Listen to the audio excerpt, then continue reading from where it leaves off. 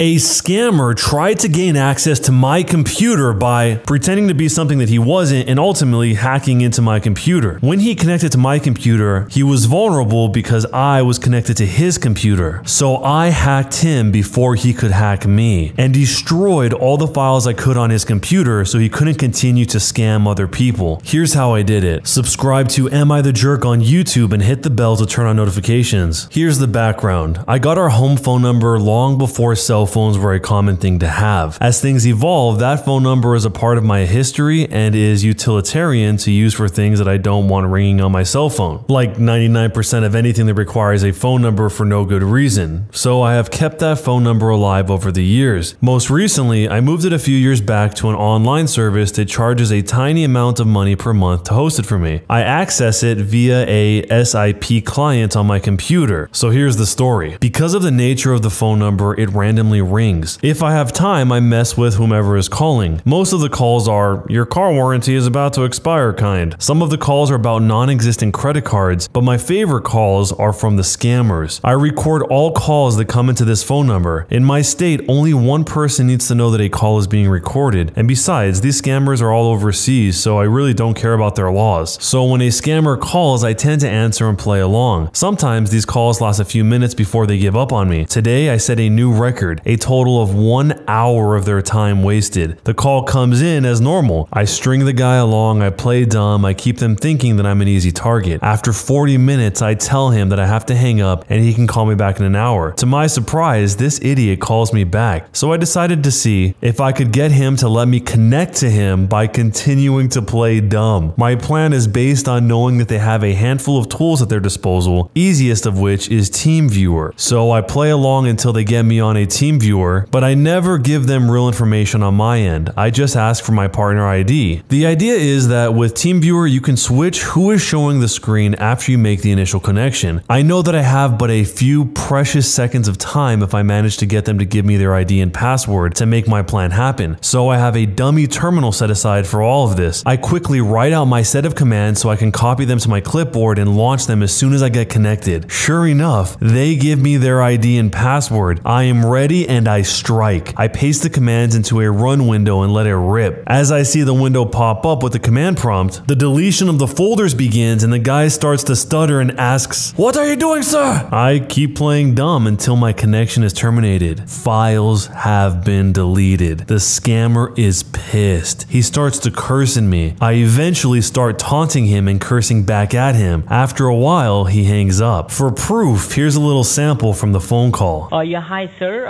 My name is Steve and I'm calling you from the Consumer Protection Department of the refund. To refund back your money, the money which you have paid regarding for your computer maintenance and service.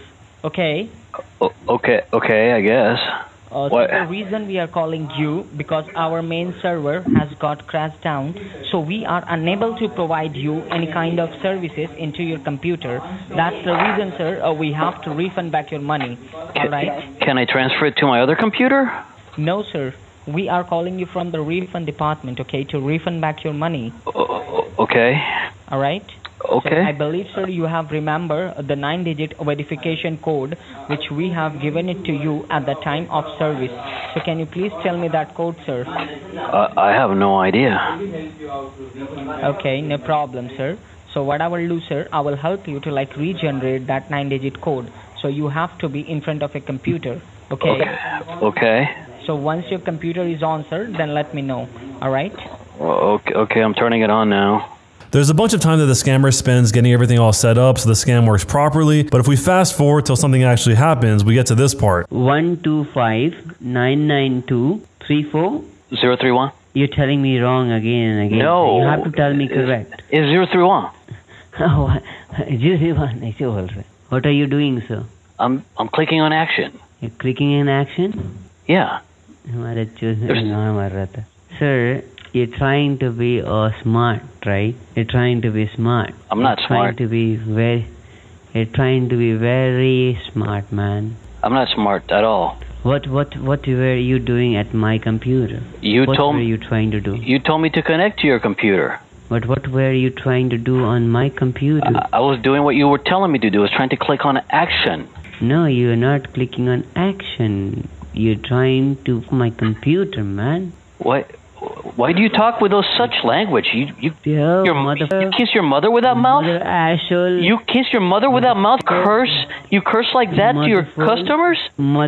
You're trying to my computer, Computer, I don't know anything about computers. Yeah, how many sisters you have? I'll like you one by one. I'll put them together, motherfucker. First you have to find your sister fucker. First you have to find your useless little bitch.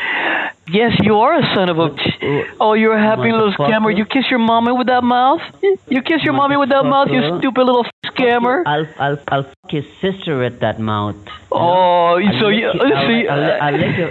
Why you were trying to be so smart, you motherfucker? Ah, because you're a little scammer, you little... That's why.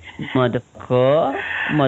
Is that all you know how to say in English? Obviously, some of that was edited out for YouTube, but the full phone call is more than an hour long, so if you want to hear the whole thing, I'll post it in the Am I the Jerk Discord, or if you don't use Discord, I'll post it on the Am I the Jerk Twitter as well. You can find either one of those on the social media link down below in the description. But going back to this story, look, I know they have cloned systems and they will be back up and running in no time at all, but this wasted an hour of their time, and that is an hour they can't use to scam someone else. So, am I the jerk for hacking into a scammer's computer who was hacking into my computer? This guy is a legend. He actually goes through and wastes the time of all these scammers because these scammers are actually preying on some of the most vulnerable people out there. People that are way too old to have the time or take the time to understand technology, and these scammers really exploit that. They find people at their weakest and they try and empty out their bank accounts or try and steal whatever gift cards they have, or you name it, there's a scam for it. So the fact that he would volunteer his time to waste their resources, thus making their scamming operation that much less profitable, is commendable. And this actually seems like it's becoming more and more of a common thing. I see people now that are using voice changers so they sound like they're old people. There's that one guy that's able to get satellite images of the scammer's headquarters and then send it to them. There's all sorts of sophisticated counter scamming tactics that people use now, and as far as I can tell, that's the first time any of these scamming operations have been challenged. So in this case, the guy actually not only wastes their time, but he actually tries to connect to their computer and delete all of their files. I didn't know if that was actually going to be on the recording, and it turns out it was. That's why I included that one little snippet where it's the moment that the scammer realizes that this whole thing is being reversed on him, and he's the one who's having his computer remotely accessed. So not only did he spend an hour of this guy's time, he's going to have to spend however long it takes to restore those files. The OP doesn't seem to think that it'll take very long to restore, but it's better than nothing. So let me know if you think it was going too far by accessing this guy's computer when the scammer was trying to access his computer, or was it justified? Jerk or not a jerk, and why? Am I the jerk for flipping out on my fiance for canceling all the vegan food options from our wedding food menu behind my back? I'm a 25-year-old female and my 31-year-old fiance and I are getting married soon. There wasn't much that was disagreed on during the wedding planning except for food. Me and my family are vegans, and there are so many reasons why we chose this lifestyle, and one of them being that we have a history of health issues. My fiance and his family are the complete opposite. They're hardcore meat eaters, which is fine by me, obviously. However, when deciding the wedding food menu, I wanted to add 4 to 5 vegan options. My fiance and his mom objected, saying that it was a waste of money over food that isn't real food. They also argued that this would be offensive for their guests and suggested my vegan options just be the good old salads and appetizers. His mom wanted cupcakes. I said no, because for one, it's me and my family who's paying, and two, I want to make my guests feel welcome and not be treated as second-class citizens by being served salad. My fiance made a face and said, "Well, isn't that what vegans eat?" I refused to argue about it and said it was final. The other day, I found out that he had canceled all the vegan options and took them off the menu completely. He did this behind my back. I was seething. I called him at work, but he kept hanging up on me. I went straight to his workplace and I confronted him there and just flipped out on him. He was stunned to see me. At first, he said it was his mom's idea, but then he told me to go home because I was making a scene at the office. The fight continued at home. He defended himself by saying that I sort of made him resort to doing this after I kept brushing off his thoughts and his inputs and refusing to accommodate his family. But there were plenty of meat options. Why can't I get 4 to 5 vegan options when I'm paying for it? He yelled that it was his wedding too, not my family's. My family said that it was fine and they'll figure it out, and told me me to let it go, but I refused. Here's an update from the future. So his mom messaged me earlier to try and get me to listen to what she had to say after I kept ignoring her phone calls. She sent long walls of text to address what I did at her son's workplace, calling it all kinds of stuff from immature to unhinged. She then went on to explain how she's noticed that me and my family kept acting dismissive of her son's input and his contributions to the wedding. She said she noticed my behavior towards him and towards her entire family and wanted to speak up earlier but didn't and tried to keep the peace. She then went on to address the food menu issue and denied her involvement in the cancellation of the vegan option, but that didn't mean she didn't support her son's decision. Moreover, she thought it was so responsible of him to make that move because of my continual refusal to see how this stuff is just a waste of money. She also pointed out how I kept saying I paid for it and that technically this isn't just my money, it's mine and his because we're getting married, and she suggested that I wisen up and get rid of my money, I paid for it mentality. She finally mentioned how bad this whole situation is making me look, and she said that her and her son had already offered a number of compromises that I chose to brush off and decided to make it my weird hill to die on. She said that not only is her son upset, but she and her family are as well after hearing about it, and suggested that I just agree on their compromise and be done with it. This pissed me off beyond belief. I responded by letting her know that I'm still standing my ground on this, even if I have to call the whole wedding off, because honestly, this is just ridiculous. It is. My mom and my dad, they don't even know what to say anymore. Apparently, my fiance saw my response to her. He's with her and is now trying to call me, but right now, I'm waiting on him to get home and see if he's still insisting on the stance he took. The final update. So the talk did not go well. I waited for him to come home so we could have a final conversation about it, but he still insisted on his stance. For more details, his family are a bit on the heavy side. Nothing wrong with that. They're perfectly within their right to decide how they want to live, but they get easily offended at the mention of the words weight and food. I tried so hard to focus on the issue at hand, but I noticed there was a pattern of this behavior. He said it wasn't true and that this was just an attempt for me to throw past conflicts at him in order to win the current one. He claimed he tried to reason with me about why and how his guests might see those vegan options as offensive. Also said that his family love food and consider it a big deal, and how he didn't want his family to feel like there's certain options that they couldn't touch and feel that there's a difference in how I treat them versus how I treat my family. He then went on to explain how it's just an event and how my family should just accept what's on the menu, and if they felt inconvenienced, so what? It's just a one-time thing. They're not gonna die if they had salad and appetizers. What he said wasn't a good enough reason for me because his folks are gonna think and say what they want, but at the end of the day, it's my wedding. And to be honest, realizing that my partner himself thinks it's okay to steamroll my opinions and decisions simply because he's prioritizing others and their opinions over me was really upsetting and not something that could be looked past. Normally, I'm a person of rational discussions and compromises. I'm all about compromises. I'd compromised on much bigger matters than just food, but like people said, it's not about the food anymore, if it ever was. Like, he'd literally lose nothing if he let me have what I wanted, but apparently he was willing to lose it all over this, which is fine by me. I gave him the ring back and called everything off. I just couldn't envision myself living like this any longer, having to walk on eggshells for his family and letting him basically override my opinions and have the final say no matter what. Marriage is about compromise, and here he has nothing to lose, yet chose to do this to me and my family. Mind you, this is my first serious relationship and I didn't know what to expect, but it's safe to say that his mom and family did make it feel like I was taking crazy pills on many occasions, so that's that. Last thing he said was that I chose my family over him and ended everything between us for the sake of keeping him happy. The decision's been made and it's done. I just wanted to give this update for those that wanted it. So, was I the jerk for standing my ground after flipping out on my fiance for canceling all the vegan food options from our wedding behind my back? From the way the OP explains the situation, it sounds like the fiance doesn't care about what the OP thinks at all. Like, it's not even taken into account in the slightest. It seems like the OP was open to the idea of logically trying to understand why they wouldn't have vegan options, since that was the route he was trying to go. He was trying to explain it logically, but the logic made no sense. His biggest argument was that he didn't want his family to feel like there's certain options that they couldn't touch. Oh no. What's gonna happen? Is the vegan food gonna contaminate the non-vegan food? If anything, the vegan family should be the one worried about that on the other side. If the meat contaminates the vegan food, because sometimes they share pots and pans and stuff like that. And if the guy hates being around vegan food that much and he hates everything that has to do with vegan food, then why would you marry someone who not only is vegan, but their whole family is vegan as well? That seems like something that should have been resolved long before there was ever a wedding. The husband was the one that made the call, but mostly he was the passive one in the situation. The one who seems like she's really pulling the strings is the mother. She's the one who's sending these walls of texts and calling her names. So if you were the one in the situation and you were about to get married and you found out the person you were about to be married to was unwilling to compromise at all on something like this, would you go through with the wedding or would you call it off? Let me know down below in jerk or not a jerk and why. Am I the jerk for calling my boyfriend a gatekeeper? We just finished watching the Black Widow movie and I told him that I really loved the beginning, but towards the middle, all the action scenes seemed a bit messy and convoluted and ended up not enjoying it as much. He then said that it was because I didn't understand some inside Easter eggs because I haven't watched like 50% of the Marvel movies. The thing is, I have watched them and I'm only missing Infinity War. He proceeds to call me a liar and changed his narrative saying that I haven't really watched them because I didn't sit down and watch them in order and because I haven't talked to him about the other movies. I explained to him that I had a life before him, that he can't tell me I haven't watched something that I watched before I even met him, and that it is annoying that he keeps insisting that I haven't watched something and calling me a liar. He even wanted to go through every Marvel movie for me to tell him what they were about and prove to him that I have watched them and that I remember them, because even if I have watched them, if I don't remember small details, that means that I haven't really watched them. Anyway, I told him he sounds like a gatekeeper by telling me I can't comment on the movie or I can't dislike it because I don't meet his standards of what it means to really watch a Marvel movie. I explained the timeline and the character relationships are not difficult to understand. I can connect the dots when watching movies. It's not rocket science. He has now decided to sleep on the couch because he is angry that we had a stupid argument that he started because I called him a gatekeeper and because I can't admit that I haven't watched most Marvel movies. An update from the future, well, I think my 2-year relationship is really over because of Black Widow. I sat him down to have a conversation, but he just kept getting defensive. So am I the jerk for calling my ex-boyfriend a gatekeeper? Why do people care so much about stuff like this? Not the Marvel movies. I totally get people really care about the Marvel movies and the characters and the stories, but specifically, why do they care about this part of it? Whether or not somebody totally gets it and if they have the right or not to speak on this thing because they don't have the full understanding, even though she has seen the movies. It's one thing to say that I saw all the movies too, I interpret it differently, and here's why, versus what this sounds like is just somebody berating somebody else, accusing them of lying when we can only assume she doesn't have a history of lying for no reason. And if that's the norm, then you probably don't want to be with this person in the first place. Am I the jerk for taking back a gift from a fake baby? I work at a popular clothing retailer and I enjoy my job very much. My coworkers are great, customers are bearable, but one coworker, Rhonda, has been making my work life a living hell recently. We've worked together for a couple of years now and things were great. I could even say that we were work friends. She invited me to her daughter's baby shower last month and I agreed to go. What I didn't know was that this was not a regular baby shower. I arrived with a gift and was talking to my other coworkers that were there, and we figured out that none of us had met the daughter. Rhonda had introduced her daughter to our little group and I congratulated her and thanked her for having us. She laughed and then said something like, "Thank you, but I'm not quite pregnant yet, but it's always good to be prepared for when the time comes." I was visibly confused, which seemed to offend her. After she walked away from our group, my coworker explained that Rhonda had told her when they arrived that this isn't a regular baby shower and her daughter had been feeling down because quite a few of her friends had been pregnant. I asked the friends if they knew beforehand and they said no, and that they were confused why they were asked to buy gifts, but decided not to make a big deal about it. I asked Rhonda why she wouldn't tell us that it wasn't a baby shower for a specific baby, and she explained, "The physical invitations explained it all. It is a party for her daughter to shower her with love." Well, none of us co-workers got physical invitations. I asked Rhonda if I could take my gift back since I'm not made of money, and I would prefer to get her daughter a gift when she was actually having a baby. Rhonda said that it would be rude if I took the gift back after giving it, and that her daughter was going through a lot and was looking forward to presents. I said, "I'm sorry, I can't do this." I took my gift and I left. The daughter sent me hateful messages on Facebook, including calling me a disrespectful old called B and a bad friend to Rhonda. I feel bad for storming off and taking the gift if it was going to cause this much grief. And I also realized that I grabbed a gift that was on top of mine that was for my coworker. And she said she wants me to bring it back to her and to not give it to Rhonda and her daughter. But Rhonda found this out and is threatening to go to HR if I don't return the gifts. And in addition to that, she wants me to buy something else off the registry. Most of the items in the registry aren't even for babies, for all the suffering that I've caused. If anyone cares, I will talk to HR on Monday. An update from the future: Rhonda admitted to stealing, damaging our merchandise, and then taking it home and got fired for it. She will not be missed. Nothing came of the HR investigation, but thankfully she was fired for something else. So was I the jerk for taking back the gift because I was lied to about this baby? I'm not surprised the HR investigation didn't lead anywhere, because this isn't really a work matter. This is stuff they're doing on their own outside of work property, but maybe some HRs still care about that regardless. The part that's baffling is that they try to basically con all of the coworkers into giving gifts for a baby that doesn't exist because the daughter feels bad that she isn't having a baby? What? This can't be a normal thing, right? And their only defense was that this was all explained on the physical invitation cards that they didn't even get in the first place. I would not feel bad at all about taking the gift back, because you were brought there under false pretenses and then they just pulled this rug out from under you only after you spent the time coming there and spent the money buying this gift for a baby that doesn't even exist. So what would you do if you spent money and time on a fake baby? Let me know down below in jerk or not a jerk, and why. When you subscribe, make sure to hit the bell to turn on notifications. To finish listening to all the stories in this series, use the playlist at the top of the description. And next time you live stream, use the cream of the crop music. Search for Cream of the Stream on Spotify or whatever music platform you use for copyright-free music to use for your stream. It's free. Cream of the Stream. Either way, thanks a lot for listening. We'll see you guys next time.